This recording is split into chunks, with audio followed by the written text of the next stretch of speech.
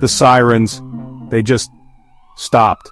1 minute, a deafening wail echoing through the concrete canyons reflecting off glass skyscrapers. Next minute, nothing. An eerie silence, heavier than the humid summer air. It settled over the city, a thick blanket of dread. We knew deep down this was not the calm after the storm. This was the eye. Peeked out my window, saw them, not our boys. Uniforms wrong, weapons unfamiliar. A flag I didn't recognize, flapping lazily from a tank's antenna. They moved like shadows, swift, silent, deadly. How? How did they get past our defenses? We were the United States of America. Invincible, we thought. The silence didn't last, replaced by a new sound. A low, guttural hum vibrating through the ground, through my bones. Looked up, massive, silent aircraft, black as night, blotting out the sun. They descended slowly, ominously, like vultures circling their prey. A shiver ran down my spine. This was it. This was the end. Days, they said it took. Days. To bring the most powerful nation on Earth to its knees. Our military, our technology, our might, useless. The news, what little we got, called it a bloodless coup. Bloodless, maybe, for them. But for us? Every lost freedom, every shattered dream, every broken promise, that was blood. They came at night, no warning, no explanation. Just a pounding on the door, harsh voices speaking in a language I didn't understand. Herded us out like cattle into the streets, the faces around me etched with fear, confusion, anger, but mostly fear.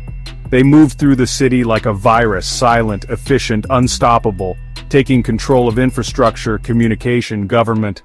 One day, the stars and stripes flew proudly. The next replaced with that flag, the symbol of our conquerors, the constant reminder of our defeat.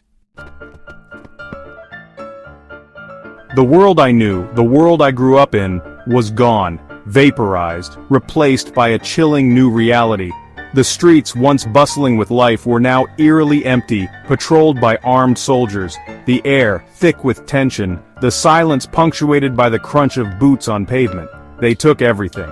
Our freedoms, our rights, our identities, replaced by their rules, their laws, their language. Even the food tasted different, bland, unfamiliar. A constant reminder that we were no longer in control. We were guests in our own home, my family.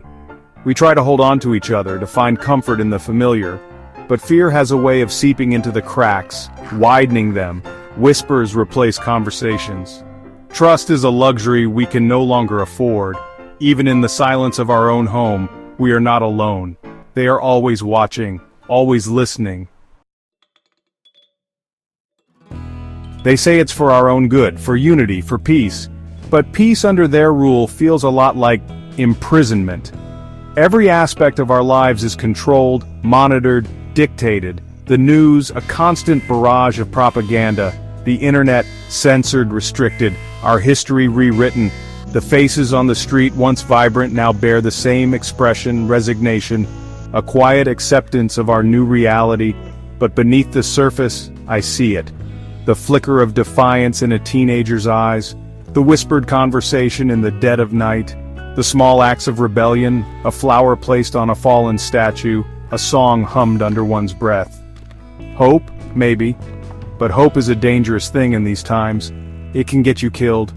Still we cling to it, to the memory of who we were, of what we lost, and to the faint, flickering belief that one day, maybe, just maybe, we might be free again. But for now, we endure, we resist, we survive.